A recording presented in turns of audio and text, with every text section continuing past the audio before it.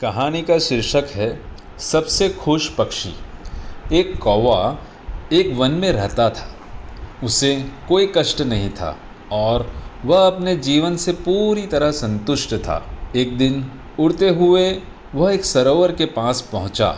वहां उसने एक उजले सफ़ेद हंस को तैरते हुए देखा। उसे देखकर वह सोचने लगा, यह हंस कितना सौभाग्यशाली है जो इतना सफ़ेद और सुंदर है। इधर मुझे देखो, मैं कितना काला और बदसूरत हूँ। ये हंस अवश्य इस दुनिया का सबसे खुश पक्षी होगा। वह हंस के पास गया और अपने मन की बात उसे बता दी। सुनकर हंस बोला, नहीं मित्र, वास्तव में ऐसा नहीं है। पहले मैं भी ऐसा सोचा करता था कि मैं इस दुनिया का सबसे सुंदर पक्षी हूँ, इसलिए बहुत सुखी और खुश था। लेकिन एक दिन मैंने तोते को देखा जिसके पास दो रंगों की अनोखी छटा है। उसके बाद मुझे यकीन है कि वही दुनिया का सबसे सुंदर खुश पक्षी है। हंस की बात सुनकर कौवा तोते के पास गया और उससे पूछा कि क्या वह दुनिया का सबसे खुश पक्षी है। तोते ने उत्तर दिया, मैं बहुत ही खुशगवार जीवन व्यतीत कर रहा था जब तक मैंने मोर को नहीं देखा था, किंतु अब मुझे लग रहा है कि मोर सुंदर तो है ही, लेकिन सबसे खुश और सुखी पक्षी भी है। इसके बाद कौवा मोर की खोज में निकला। उड़ते उड़ते वह चिड़ियाघर में पहुंचा। उसने वहां जाकर देखा कि मोर एक पिंजरे में बंद है और उसे देखने के लिए बहुत सारे लोग जमा हो रहे हैं। सभी लोग मोर की बहुत सराहना कर रहे थे। सबके जाने के बाद कौवा मोर के पास गया और उसके बोला, तुम कितने सौभाग्यशाली हो जो तुम्हारी सुंदरता के कारण रोज हजारों लोग तुम्हें देखने आते हैं।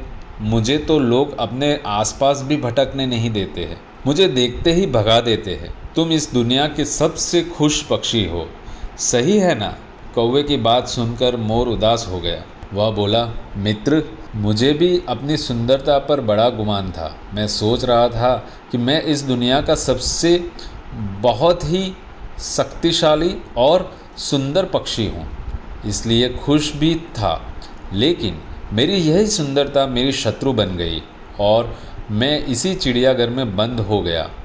यहाँ आने के बाद इस पूरे चिड़ियाघर का अच्छी तरह मुआयना करने के बाद मैं इस नतीजे पर पहुँचा हूँ कि कौवा ही एक ऐसा पक्षी है जो यहाँ कैद नहीं है।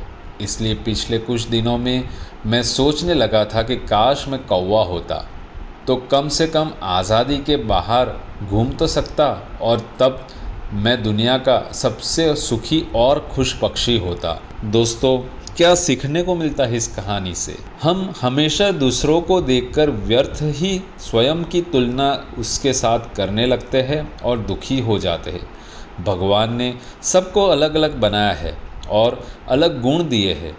हम उसका महत्व नहीं समझते हैं और दुखी हो जाते हैं। इसलिए दूसरों के पास जो है उसे देखकर जलने की बजाय हम हमारे पास जो है उसके साथ खुश रहना सीखें। खुशी बाहर ढूंढने से नहीं मिलती है, वह हमारे अंदर ही छिपी होती है।